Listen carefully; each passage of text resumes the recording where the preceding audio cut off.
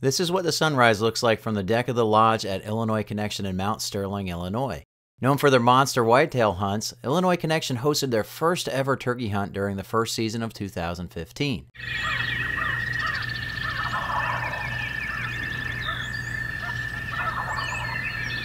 As you can hear, they've got turkeys too. In fact, they have a lot of turkeys all over the 16,000 acres that they own or lease. They spent over $2.5 million on their amazing lodge, which is one of the best you will find open to the public in the entire U.S. Up to 64 hunters can be accommodated at a time with their many bedrooms, 4 living rooms, 2 dining rooms, game room, and 2 complete bars. Trophies are everywhere, showing you just what you can expect to see in the woods, whether you're hunting turkeys in the spring or whitetail in the fall. I was invited by Federal Premium to help them introduce their new 3rd Degree turkey load, along with a number of other members of the media as well as manufacturer sponsors. Though we were hunting turkeys, we never had to hunt for food. Illinois Connection always had amazing meals and snacks for us to enjoy.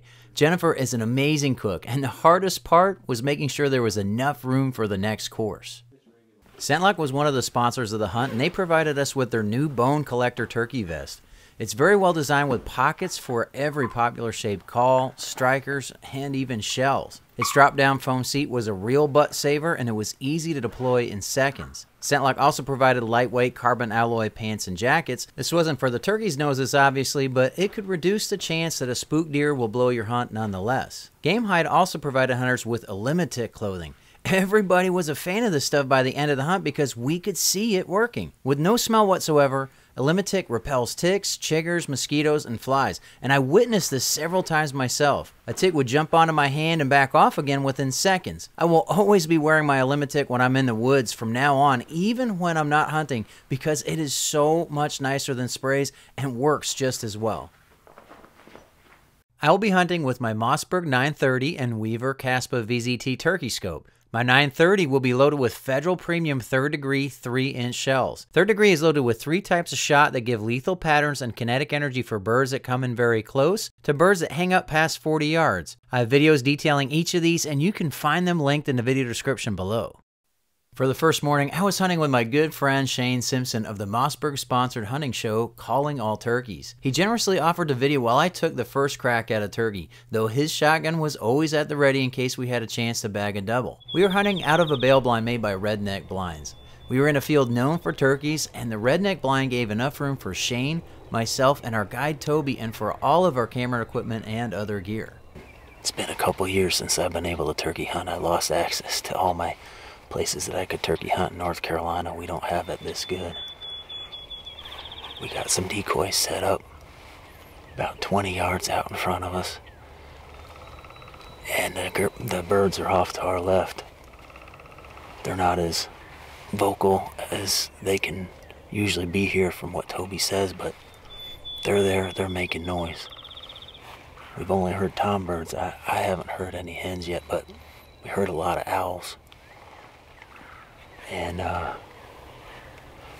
it's already been a really good morning. That's what I love about turkey hunting, is you know you're in the woods with the turkeys, and it's a good day already. Shane and Toby did most of the calling because I am so rusty, and though we didn't see any tom birds that morning, we saw a hen and a bunch of jakes. I passed on shooting any of them, and that gave us loads of entertainment. We were also hoping a tom bird would eventually come to investigate.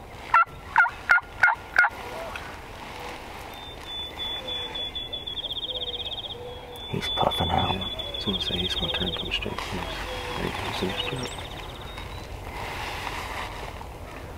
Look at him. Oh, he's squatting down. He lay down on the ground.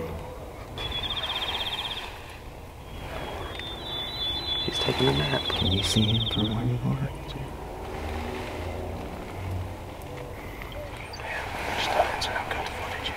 What you want to do?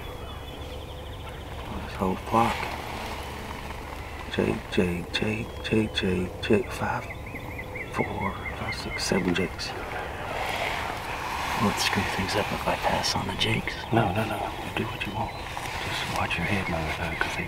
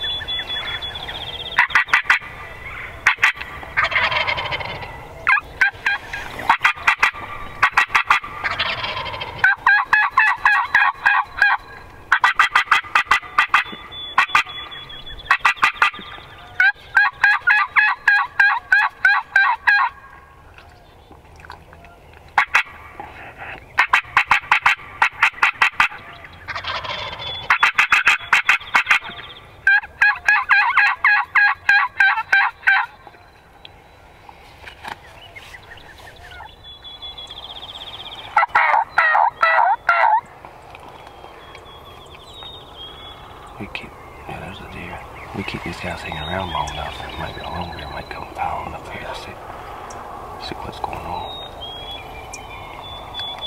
We're getting ready to lose these turkeys.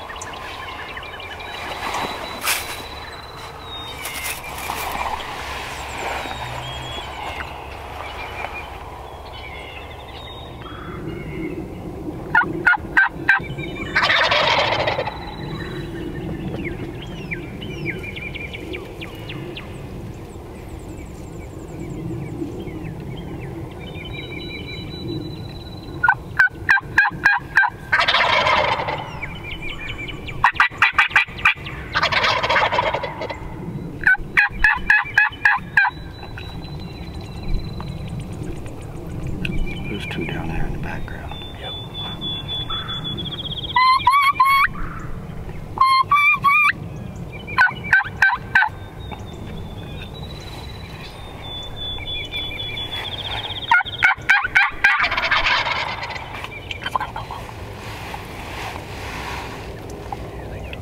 After about 45 minutes of fun, we watched these yearling birds walk off with no sign of a big tom. We decided to run and gun the rest of the morning, so we left the redneck bale blind, picked up our decoys, and headed into the woods. We heard some other birds just as we were finishing packing up, and it wasn't long before the chase was back on.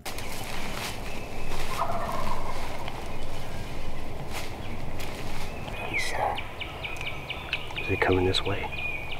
He's looking right. How far out is he? 150 yards.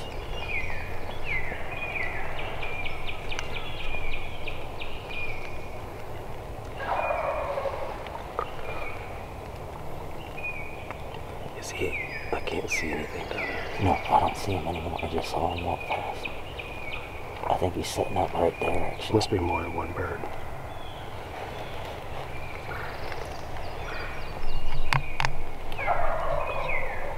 Yeah, that there sounds too far away for you to see.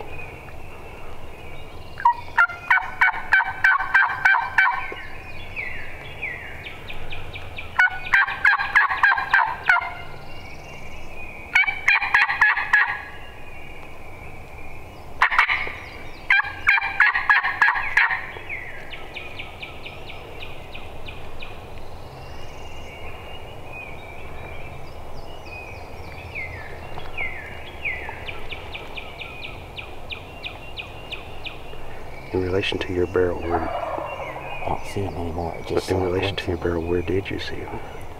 I'm looking straight, following my barrel straight. Okay. There's a patch of trees on the other side of the flats. Yeah. I saw it right through those trees. Okay, I see that little gap. The sun is hitting the green. Yep, I see the gap. That's where the bird walked through.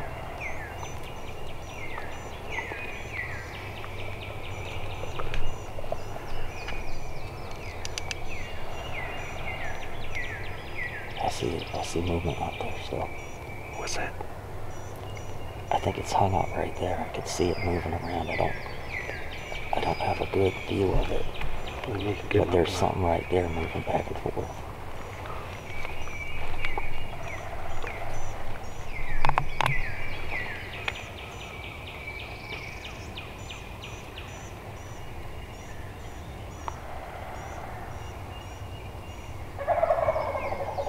That's a good gobble.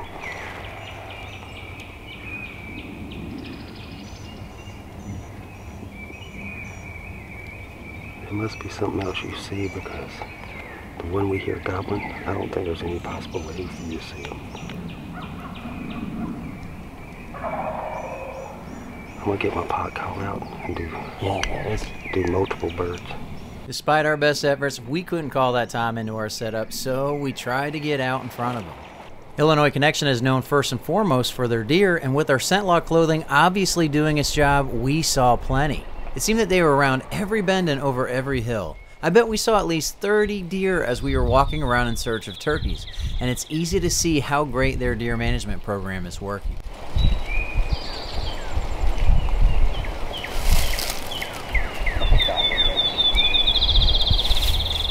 We hunted hard, hiking up ridges, hiking down ridges, crossing streams, right up to 12:30 when our stomachs motivated us to head back to Illinois Connection. Even though I didn't bag a bird, I still had a great hunt. After eating lunch, Shane and I volunteered to do some posing for pictures taken by famed turkey writer and photographer Brian Lovett. This is a great behind-the-scenes look at what goes on at a media hunt. One hunter bagged a photogenic bird that morning, and using it for pictures was part of the deal we all signed up for. Some of these photos will end up in an upcoming article, and others will be used as stock photos whenever needed. Though these photos are posed, there's no way to do this level of composition during an actual turkey hunt. That said, Shane and I still felt the humor in the situation, and it wasn't long before the jokes were flying. What do you think of this modeling stuff, Cameron? I've done this, believe it or not, I used to do this in the scuba world. It's Shane Simpson, just so y'all know. CallingAllTurkeys.com. Nobody gets to see my face. It's all about swinging, man. I'm sorry, I quit my No, make them away. I love it. Tough crowd. What's that, Shane? I said it's all about twanging bang. Nothing, no love for calling off turkeys over here.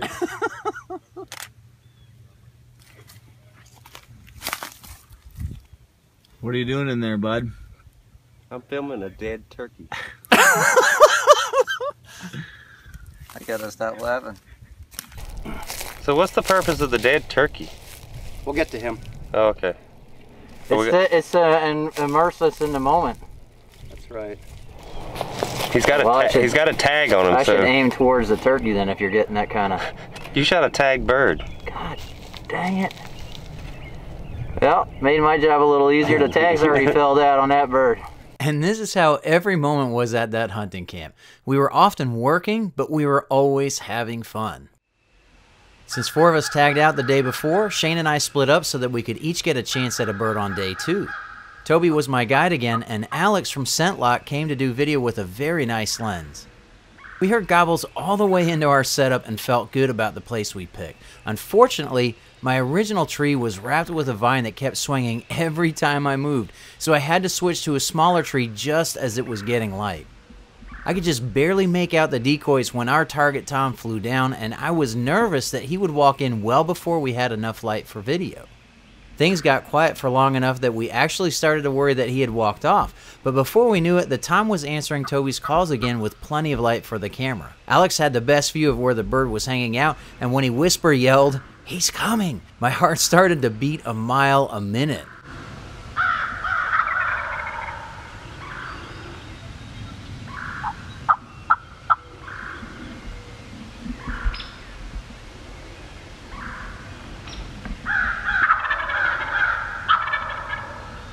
The camera has a better view than I did, but I could hear him walking and started to slowly shift into a better shooting position. Just listen to those double gobbles. We were fooled by some adult-sounding jakes the day before, so I wanted to see his fan before deciding whether or not to take this bird. As soon as I saw that fan pop out, though, I pushed the safety off and I got ready to shoot.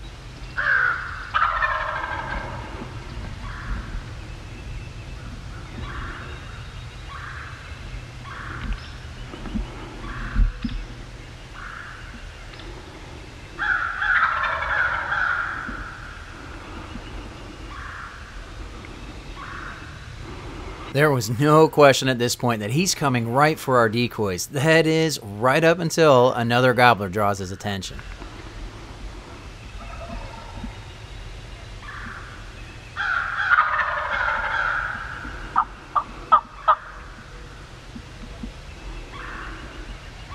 Toby got him to turn back with a few yelps, but I was not taking any chances on him stripping off to go fight that other Tom. I waited until he stepped in view of the camera, and that's when I let him have the 3rd degree.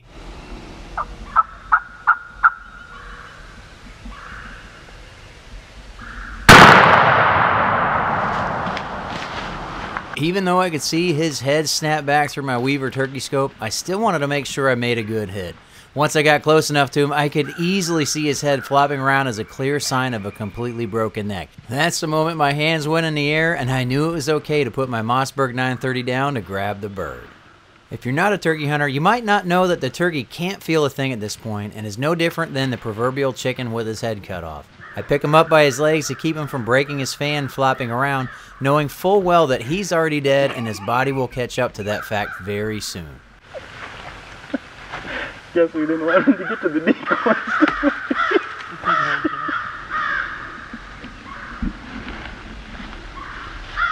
His neck is snapped. Oh my God. That put a smackdown on him.